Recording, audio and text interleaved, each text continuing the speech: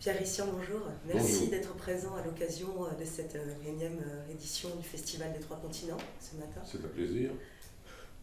Nous sommes ici pour évoquer le cinéma de Li Nanxiang et notamment votre rencontre avec son cinéma. Ma rencontre avec le cinéma de Li Nanxiang n'est pas venue seulement avec Li Nanxiang. Elle est venue avec le cinéma produit à Hong Kong. Mais quand je dis produit à Hong Kong, c'est un cinéma qui n'est pas un cinéma hongkongais.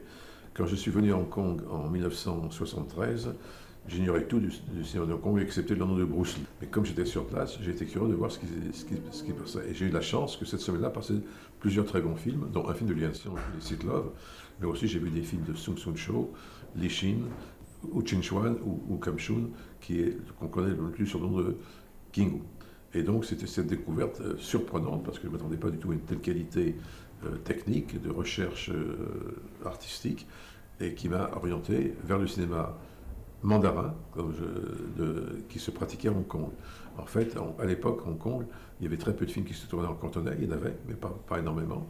Et la plupart des films étaient tournés en mandarin, à part justement des gens qui avaient été éduqués, et extraordinairement éduqués en Chine, comme les gens que j'ai cités, qui étaient des grands universitaires, des grands érudits, qui avaient une connaissance extraordinaire de la littérature antique, chinoise, millénaire chinoise, et qui connaissait très bien la culture chinoise en général. Et donc, c'est comme ça que je suis rentré en contact avec l'œuvre de Li Nanxiang. Merci. Aujourd'hui, quelle est la reconnaissance du cinéma de Li Nanxiang en Occident notamment? Pratiquement nulle. Comment l'expliquez-vous? Je l'explique par le fait que je suis partiellement coupable. Quand j'ai découvert Touch of Zen, le film de King Wu, que j'ai immensément aimé, qui m'a ébloui, j'ai voulu qu'il soit absolument connu. Mais de la même façon, si vous prenez la Suède, qui est un pays plus grand que Hong Kong, eh bien, moins grand que la Chine, mais on pensait au cinéma de Hong Kong, en tout cas comme nationalité pour les films, on connaissait qu'Ingmar Bergman. Donc il est encore très difficile, une fois qu'un auteur ou deux auteurs pour des comparativement petits pays est identifié, c'est très difficile d'amener un autre auteur.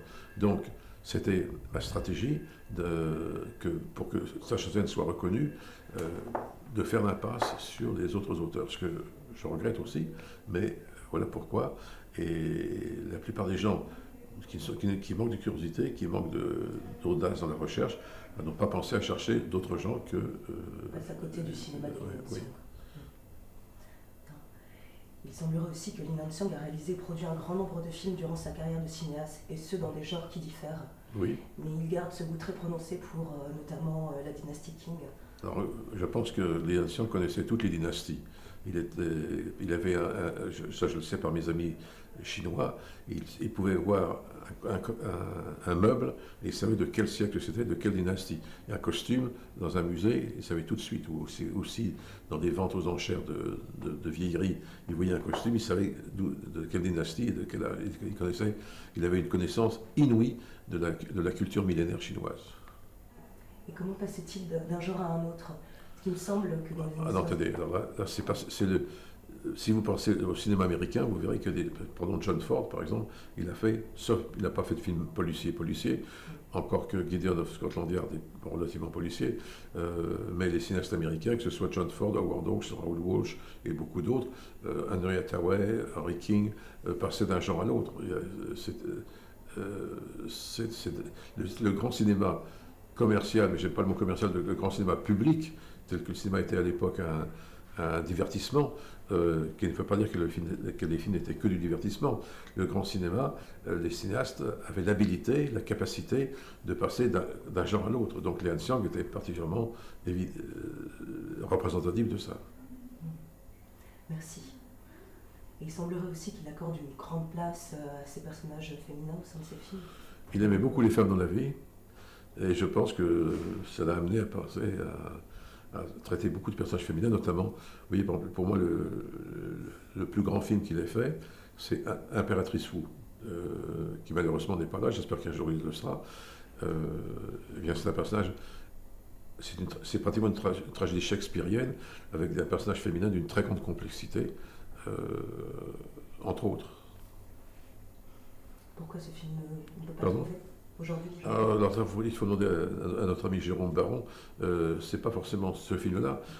C'est une question de chance qui est une restauration bien faite, la restauration a été reportée sur DCP, a été reportée sur Blu-ray, ça je ne peux pas vous répondre spécifiquement sur ce film, pourquoi il n'est pas là. Je suis persuadé que Jérôme a tout fait pour le voir, je ne peux pas vous répondre pourquoi il n'est pas là.